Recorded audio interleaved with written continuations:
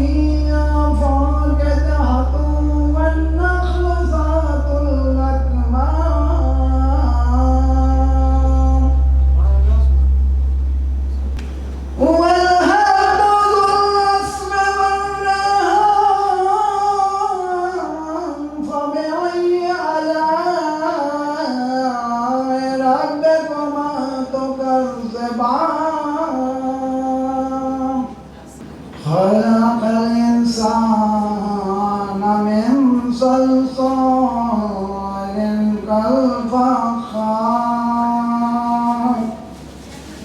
وخلق الجن من نوم مارد من نار فبأي آلاء ربكما تكذبان رب المشرقين ورب المغربين فبأي آلاء ربكما تكذبان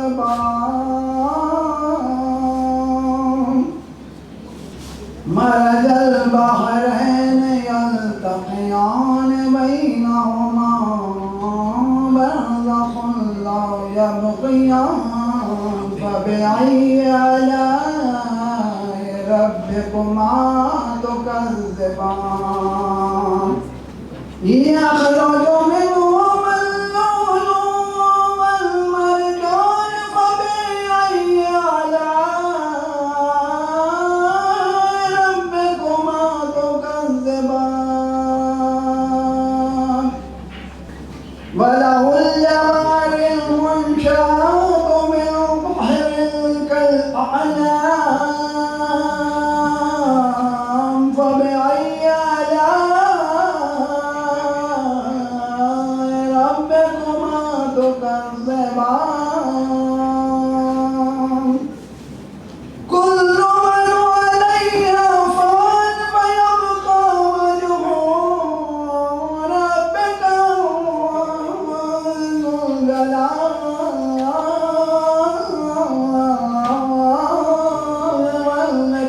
والإكرام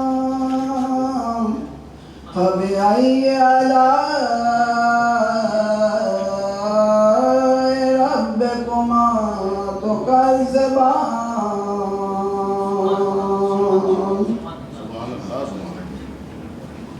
يسأله من في السماوات والأرض كل يوم هو في شأن فبأي آلاء ربكما تكذبان سنفرغ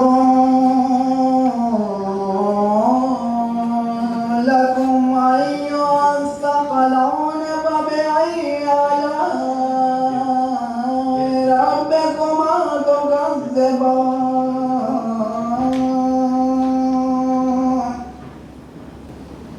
يا معشر الجن والإنس إن استطعتم أن تنفذوا من أقطار السماوات والأرض فانفذوا أقطار السماوات والأرض فانفذوا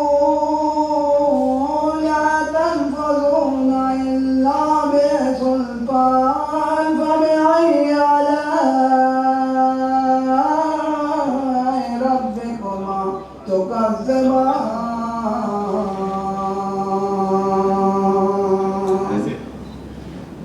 صدق الله العلي العظيم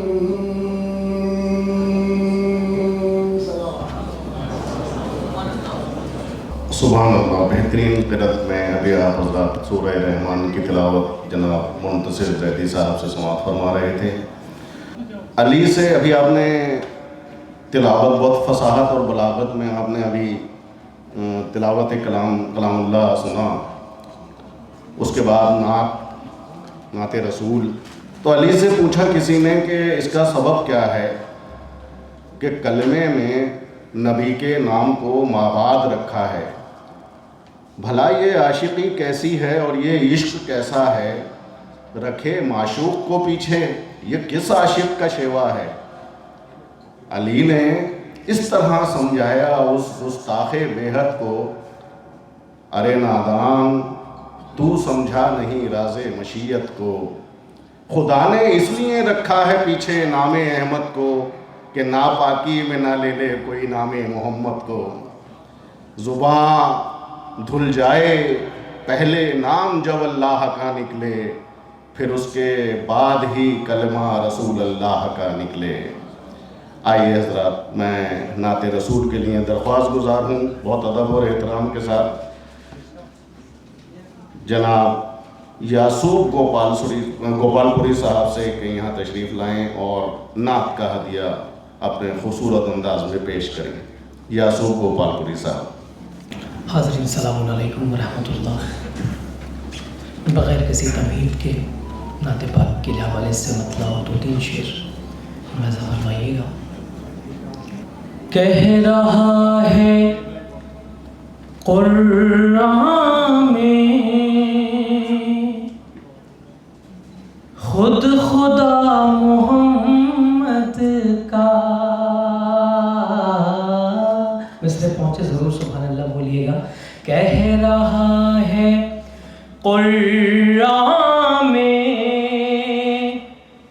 खुद खुदा मोहम्मद का, कह रहा है कुरान में खुद खुदा मोहम्मद का, तो कह रहा है कुरान में खुद खुदा मोहम्मद का। अंबिया में आला है मर्तबा मोहम्मद का, अंबिया में आला है मर्तबा मोहम्मद का। बेहतरीन समातों के हवाले ये शेर। अंबिया में आला है मर्तबा मोहम्मद का, क्या बिसात इंसान की नूर की करे तारीफ, क्या बिसात इंसान की नूर की करे तारीफ, तो क्या बिसात इंसान की नूर की करे तारीफ, नूर की करे तारीफ, क्या बिसात इंसान की कर नहीं सका कोई तर्जुमा मोहम्मद का, कर नहीं सका कोई तर्जुमा मोहम्मद का, कर नहीं सका कोई। ये भी सिलसिले का बड़ा कीमती शेर देखिएगा। आल ने मोहम्मद की तुझको औज बख्शा है, आल ने मोहम्मद की तुझको औज बख्शा है, तुझको औज बख्शा है आल ने मोहम्मद की, आल ने मोहम्मद की तुझको औज बख्शा है, करबला अदा कर तू शुक्रिया मोहम्मद का, करबला अदा कर तू शुक्रिया मोहम्मद का। और ये सिलसिले का आखिरी शेर। दी अज़ा जो अकबर ने सुन के शाह कहते थे, सुन के शाह कहते थे, दी अज़ा जो अकबर ने, दी अज़ा जो अकबर ने सुन के शाह कहते थे,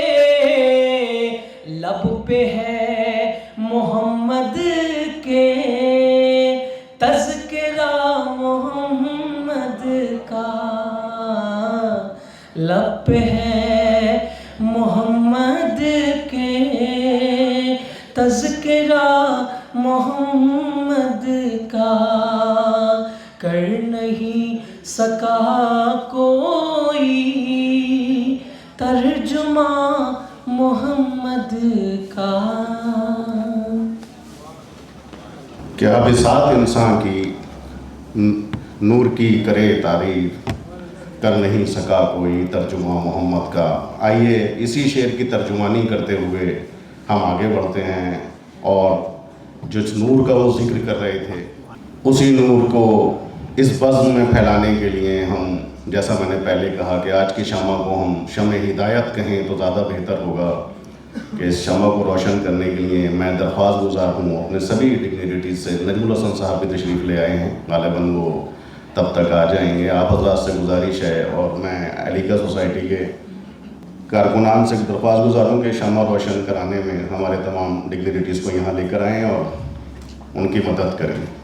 जब तक सब लोग आते हैं इतने हाल में सन्नाटा न रहे, आप लोग बेदार रहें। मैं अपनी एक गज़ल के चंद अशार सुना देता हूँ इस शमा से रोशनी के।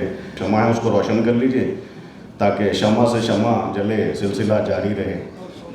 और यही हमारे आज के इस प्रोग्राम का मकसद है। कुछ शमाएँ हैं जो ऑलरेडी इस दुनिया में नूर फैला रही हैं, उन्हीं के नूर से हमें आने वाली शमाओं को रोशन करके आगे बढ़ना है कि ऐ इल्म तेरी खातिर ये राह निकाली है, ऐ इल्म तेरी खातिर ये राह निकाली है, एक शमा हिदायत की हमने भी जला ली है, एक शमा हिदायत की हमने भी जला ली है। और आज हमारी कोशिश रहेगी कि इस अलीका सोसाइटी के प्लेटफॉर्म पर हम अपने बच्चों के फ्यूचर को शेप दें।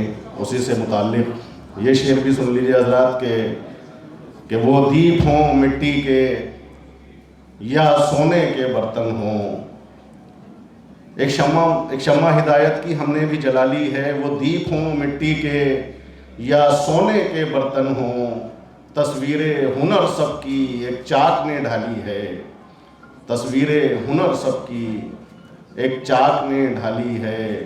और ऐ नूरे सहर तुझसे उम्मीद नहीं कोई, ऐ नूरे सहर तुझसे उम्मीद नहीं कोई, हम लोगों ने शम्मों की लौ और बढ़ा ली है, हम लोगों ने शम्मों की लौ और बढ़ा ली है। शमा हिदायत रोशन हो चुकी है। इस प्रोग्राम का आगाज़ तिलावत कलाम पाक नाते रसूल के बाद शम्म हिदायत रोशन करके हो चुका है। अब जिस पर्पज़ से आप सब लोगों को इस पूरे दिन बैठने की ज़हमत दी गई है उसकी घड़ी आ चुकी है। हमारी जो शमाएँ पहले से रोशन हैं और इस पूरी दुनिया में अपने नूर को, उजाले को फैला रही हैं, वो आज अपने एक्सपीरियंसेस शेयर करने के लिए यहाँ आपके साथ मौजूद हैं। मैं इस एकेडमिक सेशन को स्टार्ट करने के लिए फिर से दरख्वास्त गुजार हूँ अपने बड़े भाई, आज के इस प्रोग्राम के मुख्य मॉडरेटर जाफ़र नकवी साहब से कि आएँ और एकेडमिक सेशन से इस प्रोग्राम को आगे बढ़ाएँ। शुक्रिया मूसी भाई। प्रोग्राम को स्टार्ट कर दिया गया है, रोशनी हो गई है। Now we would go towards the academic session. इसमें इम्पॉर्टेंट बात जो मैं कहना चाहूँगा कि कुछ प्रेजेंटेशंस आपको हो सकता है आपको डायरेक्टली कनेक्टेड फील ना हो, they may not be directly in connection with you. For example if you are talking of water resources development, हो सकता है आपको ऐसा फील हो कि अभी मेरा क्या काम, क्योंकि हम लोग ट्यून थे बचपन से, पढ़ाई करनी है, अगर अच्छे नंबर मैथ में आए तो इंजीनियर बनना है, अगर बुरे आए बायोलॉजी में अच्छा आए तो डॉक्टर बनना है, और कुछ नहीं हुआ तो भाई फिर उसके बाद कहीं किसी ऑफिस में क्लर्क बनना है, and nothing else. We never knew that there are millions of opportunities available all across in every sector. If you are a good designer, you have opportunities. If you can talk, you have big opportunities. If you can think, you have bigger opportunities. Even if you can silently work, you have bigger opportunities. Everybody has opportunities available. So यहाँ जो आपके सामने जो लोग presentation देंगे उनको इस अंदाज से न देखिए कि वो डायरेक्टली आपके फ़ायदेमंद हैं या नहीं, बल्कि इस अंदाज से देखिए कि ये भी एक खिड़की थी, हमें इसके बारे में पता ही नहीं था कि ये भी पॉसिबल है। So let's start our knowledge session straight away. May I request mister Tatheer Raza Zaidi, Asia head of pollution management, he will be talking about water resource and management. He is especially can guide you about medium and small enterprises. So if somebody wants to start a business, a lot of boys are doing this water management, pollution control, pollution management, and it's a big business. So over to you, Mr. Tathir Raza Zaidi Sahab. Please share with your experiences and tell us about water opportunities for the new persons. Though the formality is that we would like to request all our other speakers as well onto the dais.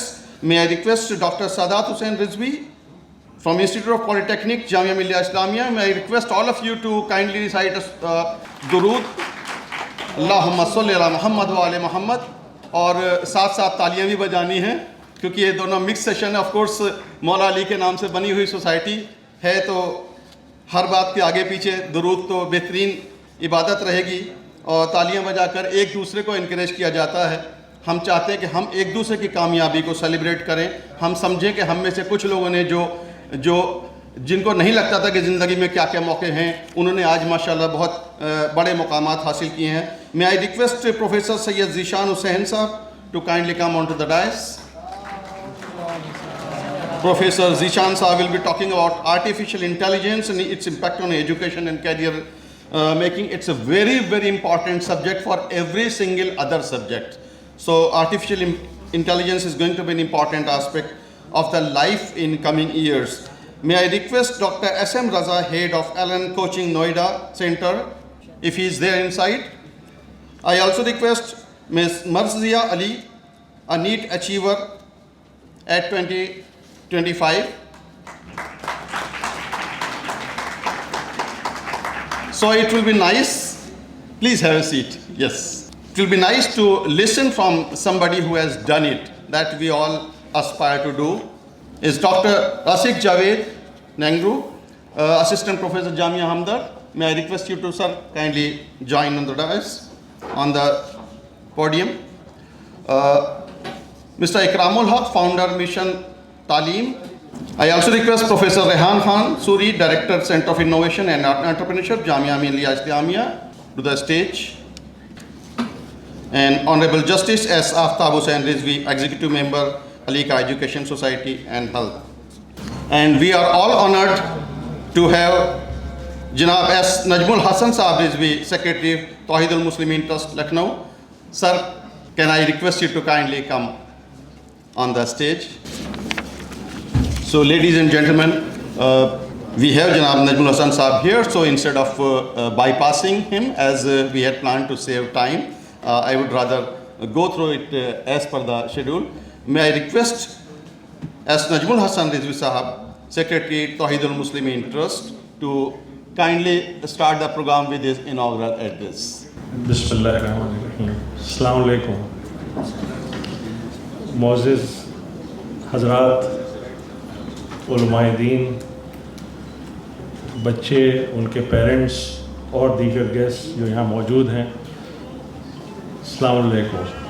सबसे पहले शुक्रिया अदा करते हैं मुबारकबाद के साथ अलीका foundation की मैनेजिंग कमेटी को कि हर साल इतनी अच्छी तरह से जो है वो ये जश्न और फंक्शन मुनक़िद करते हैं जिसमें बच्चों की हौसला अफजाई करते हैं, उनके परफॉर्मेंस को एक्नॉलेज करते हैं और अवार्ड्स उनको देते हैं। तो ये लायक़ मुबारकबाद है कि इतने अच्छे मौके से ईद गदीर के वाबस्ता ये प्रोग्राम करते हैं जिसकी वाबस्तगी इल्म से है। और मुझे पूरी उम्मीद है कि जो बच्चे यहाँ आते हैं, अवार्ड्स मिलते हैं, उनको मोटिवेशन मिलता होगा। और उसके साथ साथ सिर्फ अवार्ड्स नहीं बल्कि यहाँ पर वो स्पीकर्स को इनवाइट करते हैं, वो स्पीकर्स आके इन बच्चों को मोटिवेट करते हैं, उनको रास्ता दिखाते हैं और मेरा ख़्याल ये है वो बच्चों के लिए काफ़ी मुफीद साबित होता है और उनके करियर बिल्डिंग में काफ़ी मदद करता है। तो ज़्यादा वक्त ना लेते हुए एक बार और मुबारकबाद उन बच्चों को देंगे जो यहाँ मौजूद हैं और जिनको अवार्ड्स मिल रहे हैं। लाजिम उन्होंने अपनी मेहनत और अपने बुज़ुर्गों की दुआओं के साथ ये मंजिल तय की है।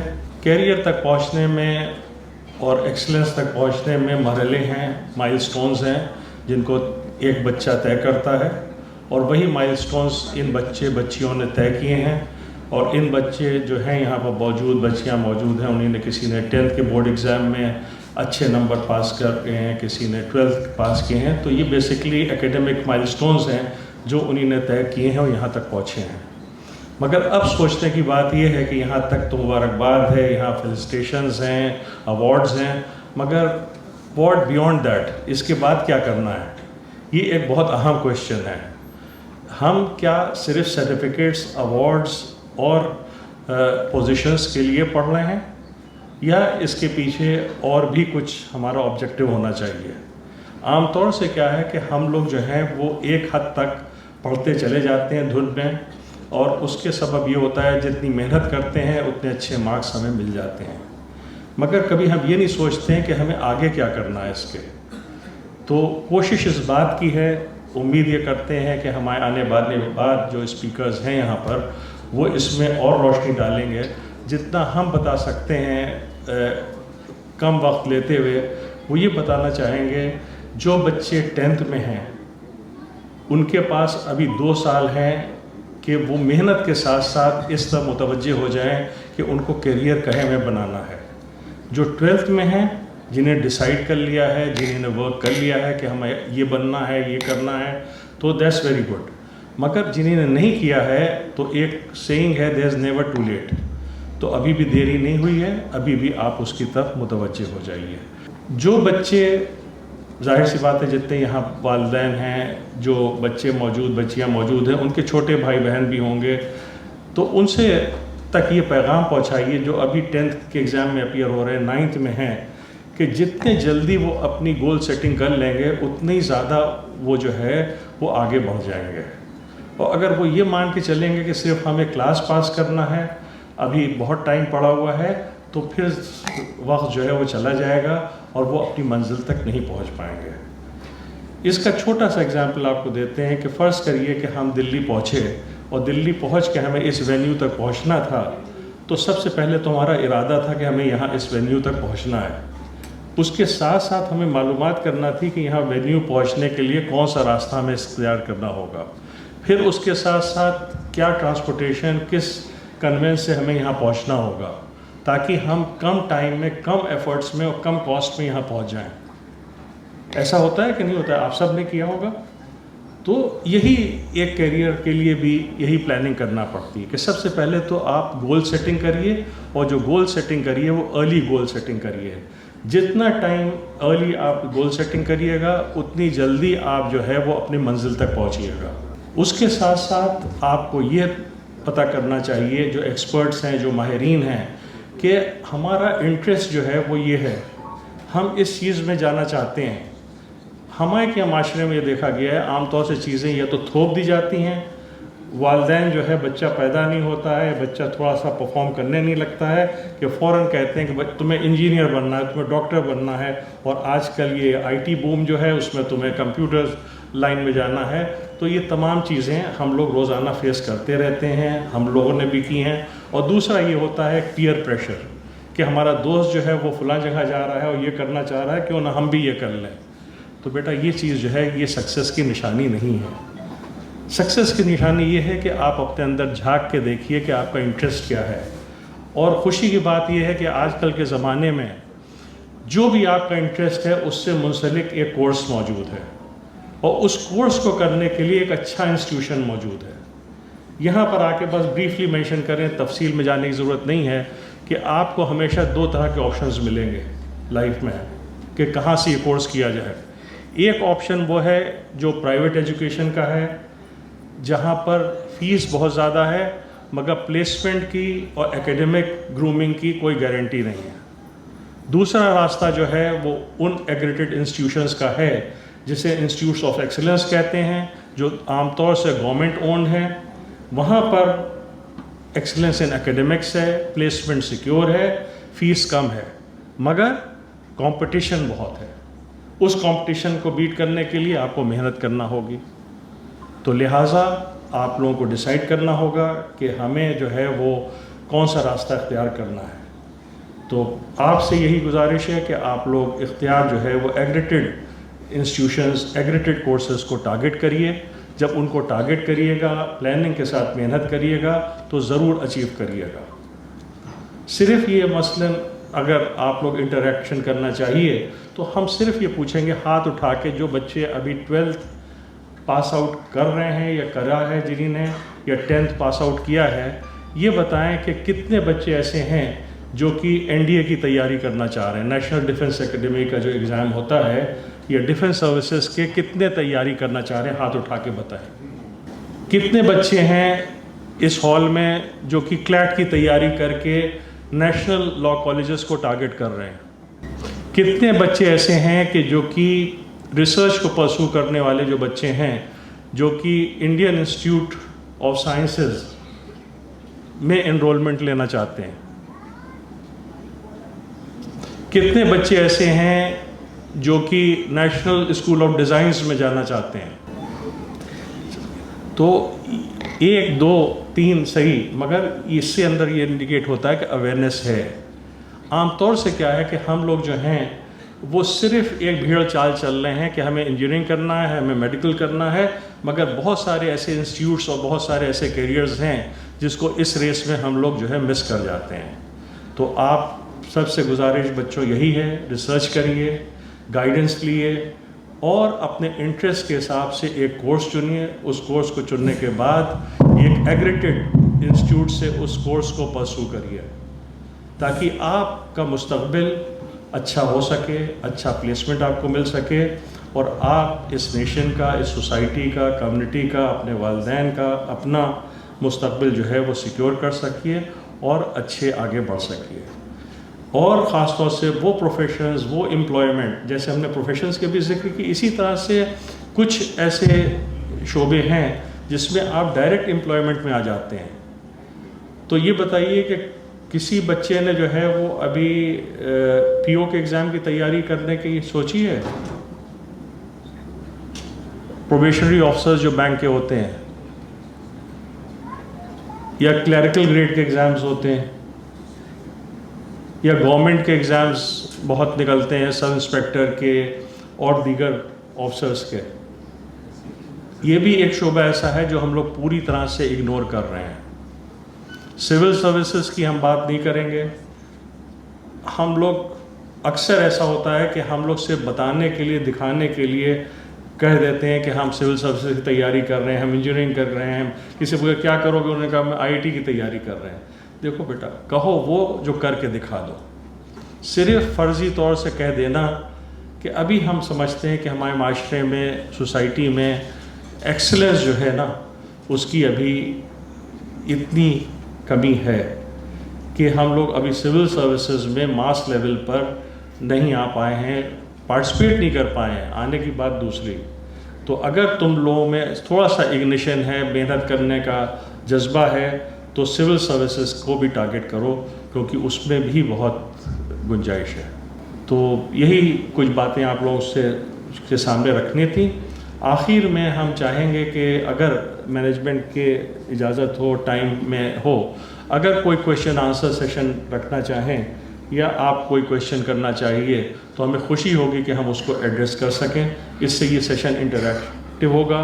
सिर्फ ये हम लोग जो है कि स्पीच दे के यहाँ से रुखसत हो जाएं, ये मकसद नहीं होना चाहिए। मकसद ये होना चाहिए कि यहाँ से जब आप निकलिए तो एक हाथ में आपके अवार्ड हो और दिमाग में जो है वो ट्रिगर हो चुका हो कि अब हमें जो है वो अपने करियर के लिए काम करना है, और हमें जो है अगर हमने सेट कर लिया है तो उसे और कंक्रीट करना है और एक अच्छा कोर्स अच्छे इंस्टीट्यूशन से हमें करना है ताकि हम अपना करियर जो है वो सिक्योर कर सकें। तो अगर कोई भी आप क्वेश्चन करना, कोई भी बच्चा, कोई भी वालिदैन करना चाहें अभी, तो हम हाजिर हैं, और इसके बाद भी अगर आप करना चाहिए तो हम यहाँ मौजूद हैं। दीगर यहाँ पर लोग मौजूद हैं जो कि आपको सलाह मशवरा यहाँ दे सकते हैं। इसके अलावा जब भी आपको ज़रूरत पड़े तो हम लोगों के माशरे में ऐसे लोग हैं कि जो कि आपको गाइड कर सकते हैं, काउंसिल कर सकते हैं। तो प्लीज़ आप जहाँ भी अटकिए या जहाँ पर भी धुंधलापन महसूस हो, क्लैरिटी ना हो, तो वहाँ पर ऐसे माहिरीन से रुजू करिए जो आपको सही गाइड कर सकें और सही सिमत में ले जा सकें। इसके लिए आप सबका फिर से शुक्रिया अदा करते हैं कि आपने हमें वक्त दिया सुनने का, और यहाँ की जो मैनेजमेंट कमेटी है उसका शुक्रिया अदा करते हैं कि उन्होंने मौका फराहम किया कि मैं आप लोगों के बीच आके अपनी कुछ बातों को रख सकूं। बहुत बहुत शुक्रिया। थैंक यू नजमुल हसन साहब, इंडीड आपकी बातें तुर्श नहीं थी। पेरेंट्स के लिए, बच्चों की इन्फॉर्मेशन के लिए बता दूं कि तौहीदुल मुस्लिमीन ट्रस्ट पढ़ने वाले बच्चों को स्कॉलरशिप देता है, और ख़ास तौर पे जो बच्चे आगे पढ़ना चाहते हैं, जिनके माँ बाप के हालात कमज़ोर हैं। कई बार ऐसा होता है कि हमारी उड़ान की ख्वाहिश ज़्यादा ऊंचाई तक होती है लेकिन परों में उतनी ताकत नहीं होती। ऐसे वक्त में तौहीदुल मुस्लिमीन ट्रस्ट और इसके जैसे दूसरे ट्रस्ट आगे आते हैं। तो आप नजमुल हसन साहब से बाद में भी रब्ता कर सकते हैं। बहुत इंपॉर्टेंट है, हम आप चाहें तो एक बार दुरूद पढ़कर इनको तौहीदुल मुस्लिमीन ट्रस्ट के लिए हम दुरूद पढ़ के अल्लाह से दुआ करें कि इसे बरकत मिले और ज़्यादा से ज़्यादा बच्चों को मुझे कोई शर्म नहीं कहने में कि मैं भी इसका एक बेनिफिशियरी हूँ। शायद अगर तौहीदुल मुस्लिमीन ट्रस्ट ने उंगली न थामी होती तो मेरे बड़े भाई MB नकवी के लिए बहुत मुश्किल होता कि मैं उनके ऊपर पूरा बोझ बनकर होता, लेकिन साथ देने के लिए तौहीदुल मुस्लिमीन ट्रस्ट था। थैंक यू सो मच जनाब नजमुल हसन साहब। नाउ राइट ऑन टू, अच्छा साथ में मैं शुक्रिया अदा करना चाहूँगा जनाब नजमुल हसन साहब का। उन्होंने बिल्कुल सही वक्त में ये प्रोग्राम में जितना हमने टाइम उनके लिए रखा था उतने वक्त में किया। और आगे आने वाले स्पीकर्स से मेरी रिक्वेस्ट होगी कि अगर मुमकिन हो सके तो हमें जो मेकअप करना है तो अगर दो मिनट वो हम सबको बचा कर दे दें उनके अपने 10 मिनट में से, तो शायद हमारे लिए ज़्यादा बेहतर होगा। For the parents I would specially like to say कि आप लोग सवाल पूछिए। देखिए यहाँ सिर्फ ये पर्पज़ ये नहीं कि हम स्पीच देकर खामोश हो जाएं। मेन मकसद था कि मुझे लग रहा था कि जैसे ही नजमुल हसन साहब खामोश होंगे आप में से 2-4 लोगों के हाथ उठ जाएंगे कि ठीक है सर, आपने इंजीनियरिंग और मेडिकल वालों को तो स्कॉलरशिप देते हैं, मैं फ़लाँ चीज़ करना चाहता हूँ, कोई चीज़ है कि नहीं। तो कोशिश कीजिए कि जो इंपॉर्टेंट सवाल है उठाइए उस सवाल को, क्योंकि उससे सिर्फ आपको जवाब नहीं मिलता बल्कि तमाम लोगों को जवाब मिल जाता है जिनके जहन में ये सवाल पहले से मौजूद हो। So back to the programme, may I request mister Tatheer Raza Zaidi साहब, Asia head of pollution management in ministry of small and medium enterprises, Solidaridad, water resource and management पर जनाब तथीर रजा जैदी साहब हमें बताएंगे। Thank you. औज़ुबिल्लाहिमिनश्शैतानिर्रजीम, बिस्मिल्लाहिर्रहमानिर्रहीम। हुज्जतुल इस्लाम आली जनाब अहमद अली आबदी साहब, आली जनाब सफ़ी हैदर साहब, honourable dignitaries on the dice, ladies, gentlemen, dearest students, assalamu alaikum wa rahmatullahi wa barakatuh. At the outset, I thank Alika Society to provide me this opportunity to be the part of this esteemed panel. I also take this opportunity to congratulate each and every student sitting here for their marvelous achievement and also to their parents. And Alika Society indeed established a benchmark through this particular program. So today I have been assigned this topic to speak on the water management. Already जनाब नजमुल हसन साहब ने अभी एक बहुत अच्छा context set कर दिया है, तो तमहीद की कोई गुंजाइश नहीं बची है। और नजमुल साहब को जब भी सुनने का मौका मिलता है हमें भी हौसला मिलता है। और जैसा जाफ़र भाई ने कहा, मैं भी इस बात को यहाँ इंडोर्स करना चाहूँगा कि जब मैं अलीगढ़ मुस्लिम यूनिवर्सिटी में पढ़ता था उस वक्त तौहीदुल मुस्लिमीन ट्रस्ट ने मुझे भी एक सहारा दिया था और मुझे वो मिला। और उसके साथ ही साथ आली जनाब डॉक्टर कल्ब सादिक साहब, अल्लाह ताला उनके दर्जात बुलंद फरमाए, और उन्होंने एक मौका दिया मदीनतुल उलूम कॉलेज में। जब मैंने अलीगढ़ से MSc केमिस्ट्री में कंप्लीट किया था तो मुझे वहाँ पर 2 साल पढ़ाने का भी मौका मिला, तो काफ़ी हौसला मिला, हिम्मत मिली। और अभी भी जो आपने तमहीद हमारे स्टूडेंट्स के लिए बांधी है वो बहुत कीमती है। आपके बाद बोलना एक मुश्किल मरहला है, बहरहाल। So today we are going to talk on this very very vital and essential topic which is not only related to the survival of our own, but this is indeed very very important for the generations to come. Everybody talks about water, water is life, water is everything. मगर अभी नजमुल साहब ने बड़ा अच्छे तरीके से आप लोगों से पूछा था कि भाई NDA में कितने लोग जाना चाहते हैं और लॉ में कितने लोग जाना चाहते हैं और दीगर फील्ड्स में।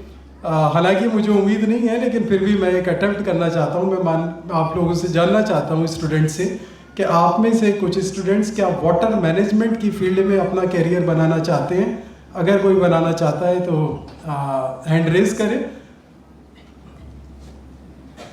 मेरे ख्याल में अभी नहीं है, जो एक्सपेक्टेड था बिल्कुल। मैं कोशिश करूंगा कि जो अगले 12-14 मिनट बोलूं उसके बाद दोबारा एक बार ये अटेम्प्ट करूंगा, शायद 1 या 2 हाथ उठ जाए तो शायद वही मेरे लिए अचीवमेंट होगा। So water is into everything. So I will use a few slides to take the help. What is the scope and career in this particular area? So Ashraf, can you go to the next slide? Yeah. So these days globally we are talking about resource efficiency. So when we talk about resource efficiency, there is 3R theory: reduce, reuse and recycle. So this is important for for all the natural resources. When we talk about natural resources, water is one of the most vital natural resource, and the theory of reduce, reuse and recycle completely fits in that particular area. Next slide please. Water की हम लोग बात करते हैं, हमारी रोज़मर्रा की ज़िंदगी में वाटर की ज़रूरत है, हमारा एक ताल्लुक़ भी है, एक जज्बात भी वाटर से अटैच्ड हैं। लेकिन वाटर का अगर ग्लोबल सिनेरियो हम लोग देखते हैं तो आप लोग जानते हैं कि हमारी अर्थ पर तकरीबन 70-71% जो है वो वाटर है। इस 70-71% वाटर को भी अगर हम लोग देखते हैं तो इसमें से जो पानी अवेलेबल है उस पानी में से 96.5% वाटर जो है वो आपके ओशियन वाटर होता है, ओशन में होता है, जिसका कोई इस्तेमाल हम लोगों के लिए नहीं होता। उसके बाद जो दूसरी कैटेगरी आती है पानी की, वो आती है 0.9% सलाइन वाटर होता है, जो आप पहले वर्टिकल में देख सकते हैं। तो वो 0.9% वाटर भी आज की डेट में इस्तेमाल के काबिल नहीं है, आज की डेट में इम्पॉसिबल है। उम्मीद है आने वाले टाइम में उसका इस्तेमाल किया जा सके, लेकिन उसके ट्रीटमेंट की कॉस्ट आज की डेट में इतनी ज़्यादा है कि उसको इस्तेमाल करना बहुत मुश्किल है। तीसरी कैटेगरी जो पानी का इस्तेमाल हमारे लिए बचता है, वो बचता है फ्रेश वाटर, जो कि 2.5% है। यानी जो ग्लोबली हमारी अर्थ पर जितना पानी अवेलेबल है उसका 2.5% पानी फ्रेश वाटर है, जिसको हम इस्तेमाल में ला सकते हैं। लेकिन अगर उस फ्रेश वाटर को भी आप देखें तो उसमें से बहुत सारा तकरीबन 67% पानी चला जाता है ग्लेशियर्स में, जो कि फ्रीज्ड फॉर्म में है, जिसको भी हम लोग जो है वो डायरेक्टली इस्तेमाल में नहीं ला सकते। उसके बाद ग्राउंड वाटर होता है हमारा।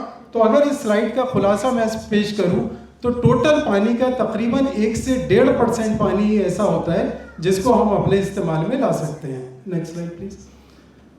अब पानी का इस्तेमाल जब हम पहले थे, मैं भी अगर अपने बचपन में जाता हूं तो पानी का इस्तेमाल समझ में आता था कि हम ड्रिंकिंग वाटर में यूज़ कर सकते हैं, हम लोग डोमेस्टिक पर्पसेस के लिए यूज़ कर सकते हैं। लेकिन अगर आप ग्लोबल वाटर यूज़ देखें तो सबसे ज़्यादा पानी का जो इस्तेमाल होता है वो होता है 80% एग्रीकल्चर में। एग्रीकल्चर में जहाँ हम अपने फूड ग्रो कर रहे हैं, क्रॉप ग्रो कर रहे हैं, फ्रूट ग्रो कर रहे हैं, उसमें 80% of the water goes in the agriculture domain, 10% of the water goes for the domestic purposes, for our drinking, for our cooking, for our bathing, for our other purposes, and 10% water goes to the industrial purposes. तो industry जहाँ पर हम लोग manufacture करते हैं, अब industry में भी क्योंकि स्टूडेंट को ये बताना है कि स्कोप कहाँ पर आता है, तो अगर आप इंडस्ट्री का एग्जाम्पल लें तो इंडस्ट्री में सिंपल चीज़ बनाने के लिए, फॉर एग्जाम्पल ये शर्ट मैं पहन रहा हूँ, आप पहन रहे हैं, इस शर्ट को मैन्युफैक्चर करने में तकरीबन कितने पानी का इस्तेमाल हो सकता है, कितना इस्तेमाल होता है? क्या कोई गैस, अगर मैं 10 सेकेंड्स यहाँ पर पॉज करूँ, कि इस शर्ट को बनाने में तकरीबन कितने पानी का इस्तेमाल हुआ होगा? 2 litre. Sorry, 3 litre. Any other gas? 30 litre. तो अगर अगली स्लाइड पर आए अशरफ, इस शर्ट को बनाने में 2700 लीटर्स पानी का इस्तेमाल हुआ है। 2700 लीटर पानी सिर्फ जो मैं शर्ट पहन रहा हूँ या टी शर्ट पहनते हैं, इसको बनाने में इस्तेमाल होता है। और ये 2700 लीटर पानी कहाँ पे इस्तेमाल होता है? जब इसका प्रोसेस शुरू होता है, यानी कि फार्मर कॉटन ग्रो करता है, फिर ये जिनिंग मिल में जाती है, स्पिनिंग मिल में जाती है, उसके बाद इसका फैब्रिक बनता है, डाई होती है, ब्लीच होती है, फाइनली मैन्युफैक्चर होकर ये शर्ट हमारे सामने आती है। इसमें टोटल प्रोसेस में 2700 लीटर पानी का इस्तेमाल होता है। आपकी जो जीन्स है, 1 pair of jeans needs water consumption around 3700 to 7600 litres. 2 pair of jeans में, ट्राउजर में आपका जो पानी का कंजम्पशन हो रहा है वो 2700 लीटर से लेके 7600 लीटर तक होता है। लेकिन अब यहाँ पर स्कोप है, आज की डेट में साइंटिस्ट इसके ऊपर बात कर रहे हैं, यहाँ पर एरिया निकल रहा है कि हम किस तरीके से इस 2700 लीटर को 1200 लीटर तक लेकर जा सकते हैं, 50% वाटर को रिड्यूस कर सकते हैं। अब जब पानी की बात आती है तो ये जो पूरा प्रोसेस में पानी यूज होता है इसको बोलते हैं वर्चुअल वाटर। और इस वर्चुअल वाटर की भी 4 टाइप्स होते हैं। एक होता है हमारा ग्रीन वाटर, जब बारिश होती है आप लोगों ने देखा होगा कि हमारी सॉइल पानी को एब्जॉर्ब कर लेती है, लीव्स प्लांट्स पानी को एब्जॉर्ब करते हैं, उसको हम लोग बोलते हैं ग्रीन वाटर। ब्लू वाटर वो होता है जो हमारे रिवर्स में, पाउंड्स में स्टोर्ड वाटर जो होता है उसको ब्लू वाटर कहते हैं, जिसके ऊपर हमारी डिपेंडेंसी रहती है, जो भी हम अपना इस्तेमाल में लाते हैं, this is called as blue water. उसके बाद आपका ग्रे वाटर आता है, जिसको हम लोग हमारी, आप जानते हैं जो गवर्नमेंट बॉडीज हैं वो पानी को ट्रीट करके हमें देती हैं हमारी डोमेस्टिक पर्पसेस के लिए, that is called as grey water. और फाइनली ब्लैक वाटर होता है जो तकरीबन बहुत पॉल्यूटेड होता है, फीकल होता है, हमारे इंडस्ट्रियल जो एफ्लुएंट्स होते हैं वो आते हैं, जिसको यूज़ करना, जिसको रीयूज किया जाता है, लेकिन वो काफ़ी हाईली टेक्निकल प्रोसेस है जहाँ पर भी हमारे वाटर मैनेजमेंट का पूरा स्कोप आता है। तो जो हमारे इश्यूज हैं पानी से रिलेटेड, वो एक है क्वालिटी ऑफ वाटर, जहाँ पर हमारे करियर का स्कोप आता है कि हम किस तरीके से पानी की क्वालिटी को सुधार सकते हैं। दूसरा क्वांटिटी ऑफ वाटर, पानी के कंजम्पशन को किस तरीके से कम कर सकते हैं। ये 2 एरियाज आते हैं जिसके ऊपर हमारे करियर का हमारा स्कोप है और जिसके ऊपर वाटर प्रोफेशनल्स की आजकल बहुत ज़्यादा ज़रूरत है। लेकिन जब इस फील्ड में जॉब्स आते हैं तो बहुत कम प्रोफेशनल्स इस फील्ड के लिए मिल पाते हैं, जबकि बहुत अच्छी सैलरीज होती हैं, पैकेजेस होते हैं, मगर अवेलेबल नहीं होते। मैं खुद एक्सपीरियंस करता हूँ, अच्छी सैलरीज होती हैं, ढूंढते हैं, मगर कोई इसमें लोग नहीं मिल पाते। अगला प्लीज, नेक्स्ट स्लाइड। अगर मैंने ग्लोबल सिनेरियो दिया आपको, अगर हम एशियन कंट्रीज़ की बात करें जहाँ थोड़ा मुझे भी काम करने का मौका मिलता है, India, Bangladesh, Sri Lanka, China, Myanmar, Indonesia, इन सब जगहों पर वाटर क्वालिटी और क्वांटिटी से रिलेटेड चैलेंजेस हैं। मैं इसकी डिटेल में बिल्कुल नहीं जा सकता क्योंकि वक्त अलाउ नहीं कर रहा। Next please. अगर हम अपनी कंट्री की बात करते हैं, मैं अपनी कंट्री पे सिर्फ 1 मिनट लेना चाहूँगा। देखिए, India is a country which contribute 18% of the global population. हमारी कंट्री पूरी दुनिया की 18% पॉपुलेशन का हिस्सा कंट्रीब्यूट करती है। लेकिन अगर आप पानी की अवेलेबिलिटी की बात करें तो we have only 4% water available. We are contributing 18% of the global population, but as far as the availability of water is concerned, this is only 4%। एक नेक्स्ट प्लीज। तो ये आप देख सकते हैं, और यहाँ पे आप देखें कि 1100 क्यूबिक मीटर हमारे पास पानी है। किसी एक आदमी के पास आज की डेट में जो पूरी लाइफ साइकिल में पानी इस्तेमाल करने का है वो 11 लाख लीटर्स पानी हमारे पास है इंडिया में। लेकिन ये उम्मीद की जा रही है कि 2030 के बाद हम लोग ऐसे चैलेंज में पहुंच जाएंगे कि हम में से हर तीसरे आदमी को पानी का स्ट्रेस फेस करना पड़ेगा। तो इंडिया आज की डेट में 133rd रैंक है as far as the availability of water out of total 194 countries in the globe. और अगर आप वाटर क्वालिटी की बात करें तो 120 रैंक हम लोगों की है। तो आप समझ सकते हैं कि हम लोग कितना नीचे हैं, क्योंकि पॉपुलेशन इतनी ज़्यादा है और रिसोर्स बहुत कम है। Next please. यही फिगर्स मैंने इसमें बताने की कोशिश की है। Next please. तो यहाँ आता है कि चैलेंजेस क्या हैं, कहाँ पर हम लोगों के लिए स्कोप निकलता है काम करने का। इनएडिक्वेट इंफ्रास्ट्रक्चर है हमारी कंट्री में। एक डेडिकेटेड मिनिस्ट्री है, मिनिस्ट्री ऑफ वाटर रिसोर्सेज। अभी इसका नाम ministry of water resources Ganga rejuvenation हो गया है। इसमें देखिए इनएडिक्वेट इंफ्रास्ट्रक्चर, मिनिस्ट्री काम करती है, प्रोफेशनल्स को इंगेज करती है। लीगल एंड इंस्टीट्यूशनल गैप्स हैं काफ़ी सारे रेगुलेटरी मैकेनिज्म को लेकर। पुअर डेटा एंड मॉनिटरिंग है, डेटा उतना अच्छा नहीं अवेलेबल हो पाता, उसके ऊपर प्रोफेशनल्स की ज़रूरत होती है। सप्लाई साइड पर ज़रूरत होती है, डिमांड साइड पर ज़रूरत होती है। Next please. तो अलग अलग रूट कॉजेज हैं, पॉल्यूशन, कंटामिनेशन। जहाँ इत्तेफाक से मुझे काम करने का मौका मिला पिछले 10 साल में कि इंडस्ट्री से जो एफ्लुएंट निकलता है उसको किस तरीके से बेटर कर सकते हैं, जिससे हमारी जो रिवर बॉडीज़ हैं वो बेटर हो सके। आप लोग रोज़ाना सुनते हैं रोज़मर्रा की ज़िंदगी में यमुना पॉल्यूशन, गंगा पॉल्यूशन, उसको किस तरीके से कम किया जा सकता है। Next please. ये हमारी गवर्नमेंट की कुछ स्कीम्स हैं जिसमें वाटर के ऊपर फोकस दी है। Next slide. अब यहाँ आता है, देखिए जो इंपॉर्टेंट स्लाइड है जो आप लोगों के साथ शेयर करनी है, career opportunities in water sector. सबसे पहले आते हैं आपके इंजीनियरिंग रोल्स। आप सिविल इंजीनियरिंग करें, आप मैकेनिकल इंजीनियरिंग करें, आप केमिकल इंजीनियरिंग करें, आप एनवायरनमेंट इंजीनियरिंग करें, मगर इसके साथ में जो कॉम्बिनेशन आता है वो वाटर का आता है। आप water resource engineer for designing and managing water resource systems including dams, reservoirs. हमारे जो इंफ्रास्ट्रक्चर्स हैं उन इंफ्रास्ट्रक्चर को के लिए इंजीनियर्स की ज़रूरत है, जो वाटर प्रोफेशनल्स की ज़रूरत है। वाटर ट्रीटमेंट के लिए इंजीनियर्स की ज़रूरत है। आप देखते हैं बड़े बड़े एफ्लुएंट ट्रीटमेंट प्लांट्स लगे हुए होते हैं, मगर वहाँ पे वाटर एक्सपर्ट्स, वाटर टेक्नीशियंस की कमी होती है। Environment engineers for addressing pollution control, जो मैं बात कर रहा हूँ आज रोज़मर्रा की ज़िंदगी में हम लोग सुन रहे हैं, यहाँ पॉल्यूशन है, वहाँ पॉल्यूशन है, ये वाली रिवर बॉडी ख़त्म हो रही है, वो रिवर बॉडी ख़त्म हो रही है, वहाँ पर उस पॉल्यूशन को कैसे कंट्रोल किया जा सकता है, यहाँ पर वाटर एक्सपर्ट्स की ज़रूरत है। वेस्ट वाटर इंजीनियर्स की ज़रूरत है, जो वेस्ट वाटर को हम लोग रीयूज़ करते हैं। उसके बाद एक हुआ इंजीनियरिंग रोल, दूसरा आता है साइंटिफिक एंड एनालिटिकल रोल, जिसमें हाइड्रोलॉजिस्ट की ज़रूरत होती है, वाटर क्वालिटिस्ट एनालिस्ट की ज़रूरत होती है। अलग अलग लेबोरेटरीज़ में वाटर सैंपल्स को टेस्ट किया जाता है कि वो जो बेंचमार्क्स हैं उनको कंप्लाई कर रहा है या नहीं कर रहा। एनवायरमेंटल साइंटिस्ट में रिक्वायरमेंट होता है। टेक्निकल एंड ऑपरेशनल रोल्स में वाटर प्रोफेशनल्स की ज़रूरत होती है। ये देखिए कुछ कोर्सेज हैं, क्योंकि व्हाट आई वुड एनकरेज, मैं ये नहीं कहूँगा कि आप 12th के बाद डायरेक्ट वाटर फील्ड में चले जाइए। आप अपना ग्रेजुएशन कीजिए, स्पेशली जो साइंस स्ट्रीम में स्टूडेंट्स अपना करियर कंटिन्यू करना चाहते हैं, इंजीनियरिंग करना चाहते हैं, वो करें। लेकिन उसके साथ साथ बहुत इजी कोर्सेज होते हैं, जो 6 मंथ्स कोर्सेज हैं, जो 1 ईयर कोर्सेज हैं, जो 3 मंथ्स कोर्सेज हैं। यहाँ पर एक लिस्ट मैंने दी है जहाँ पर बहुत इजीली और बहुत कम, जो अभी नजमुल साहब भी कह रहे थे कि हमारे ऐसे गवर्नमेंट इंस्टीट्यूट्स हैं जहाँ से बहुत कम खर्चे के ऊपर आप अच्छे अच्छे प्रोग्राम्स कर लेते हैं। लेकिन जब आप अपने CV में इंजीनियरिंग के साथ में ये कॉम्बिनेशन शो करते हैं तो आपको एक ऑब्वियस प्रेफरेंस इस पर्टिकुलर एरिया में मिलेगी, जो मैंने अभी आपके सामने बोला। Next slide please.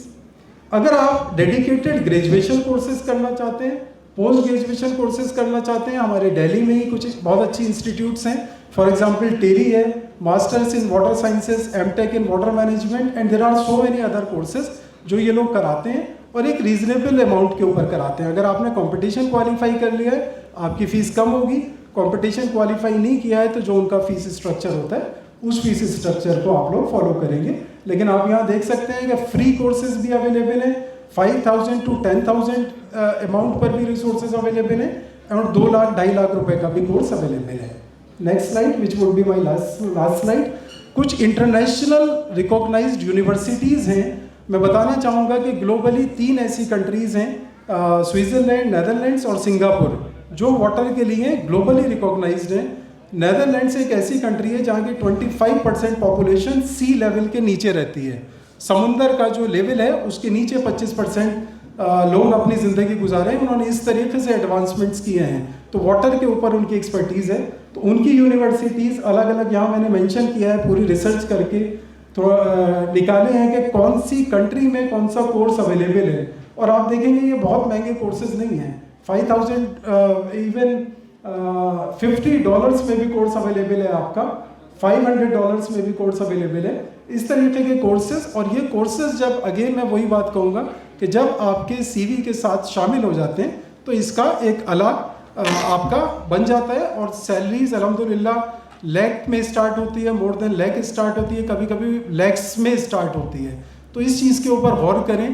पेरेंट्स से भी मेरी गुजारिश है। और पानी एक ऐसी चीज़ है जिससे हमारा एक इमोशनल कनेक्ट है।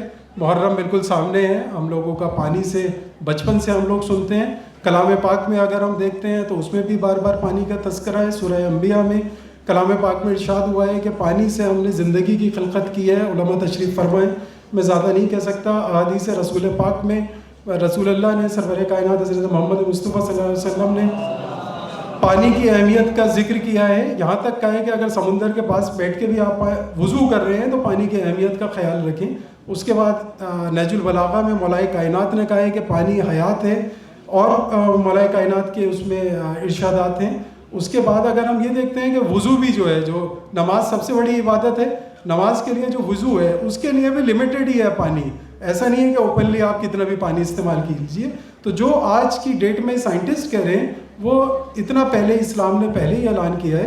तो मेरी गुजारिश है, और मैं आखिर में बस यही कह सकता हूँ कि जहाँ पर भी आपको जो थोड़ा बहुत इल्म मेरे पास है, जहाँ भी ज़रूरत हो अलीका सोसाइटी के थ्रू मैं हमेशा असिस्टेंस के लिए अवेलेबल रहूँगा, क्योंकि जाहिर है 10 से 15 मिनट में सारी बातें नहीं की जा सकती।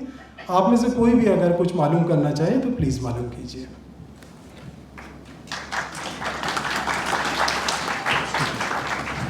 वालेकुम सलाम। मेरा एक सवाल था कि आपने बोला कि गवर्नमेंट की तरफ से इन्फोर्समेंट नहीं है, मतलब कोई सपोर्ट नहीं है, मुझे ऐसा लगा आपकी प्रेजेंटेशन से। इस सिचुएशन में वाटर मैनेजमेंट में फ्यूचर को कैसे देखा जाए, इंडिया में मैं पर्टिकुलरली बात कर रहा हूँ। देखिए मैंने शायद क्योंकि वक्त की कमी है मैं उसको वाज़ेह कर देता हूँ। देखिए गवर्नमेंट की तो डेडिकेटेड मिनिस्ट्री है और रेगुलेटरी बॉडीज़ हैं, जैसे आपका सेंट्रल पॉल्यूशन कंट्रोल बोर्ड है, स्टेट पॉल्यूशन कंट्रोल बोर्ड्स हैं, उनके एक बेंचमार्क्स हैं, उनके कंप्लाइंस पैरामीटर्स हैं जिसके अगेंस्ट वो परफॉर्मेंस को कंप्लाई करते हैं। जहाँ चैलेंज है वो ये है कि डिमांड और सप्लाई, यानी कि जहाँ पे प्रोफेशनल्स की ज़रूरत है, इवन गवर्नमेंट को भी जहाँ ज़रूरत है, आप देखेंगे पूरी पोजीशंस वैकेंट रहती हैं, फुलफिल नहीं हो पाती क्योंकि उस हिसाब से लोग अवेलेबल नहीं होते। अल्हम्दुलिल्लाह मसूद साहब हैं हमारे, मसूद हुसैन साहब, वो सेंट्रल वाटर कमीशन से चेयरमैन से रिटायर हुए, उनसे भी अक्सर तस्करा का मौका मिलता है। तो गैप जो है वो वहाँ पर है। इस वजह से अगर हम इसकी तरफ मुतवज्जो हों और अगर फुल फ्लैज कोर्सेज भी नहीं कर रहे, पार्ट टाइम कोर्सेज भी करें, तो हमें जॉब मिलने में आसानी रहेगी। I think you can give in written also to the management if anybody has Sure. question, they will reply you and at your number or they will contact you personally. Thank you very much. Thank you, Tathir Raza Zaidi Sahab, is Asia Head of Pollution Management in MSMEs. Thank you so much for sharing with us.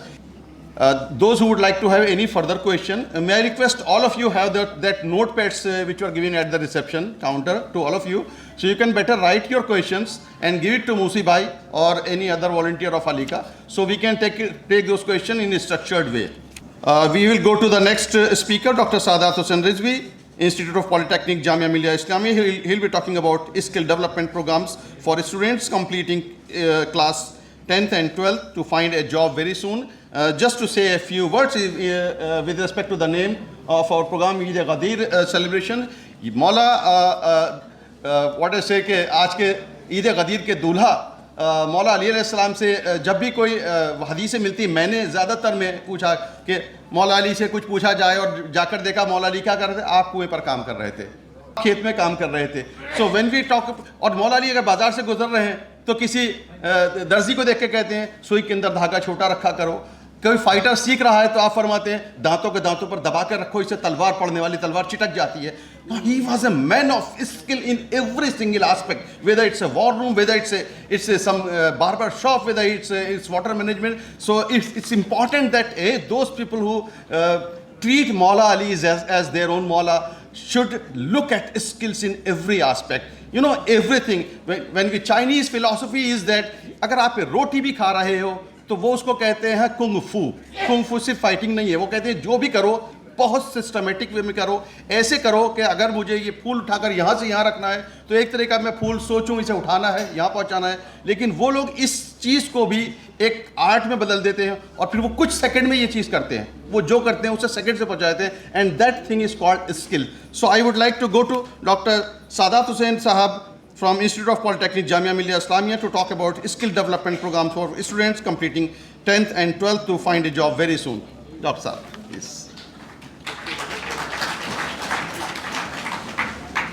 Bismillahirrahmanirrahim. Assalamu alaikum Jamia. And thank you so much to Alika Street Foods giving me the opportunity to deliver a lecture once again, because last time I also given the lecture. So myself is Dr. S.A. Rizvi, not Hussain Rizvi.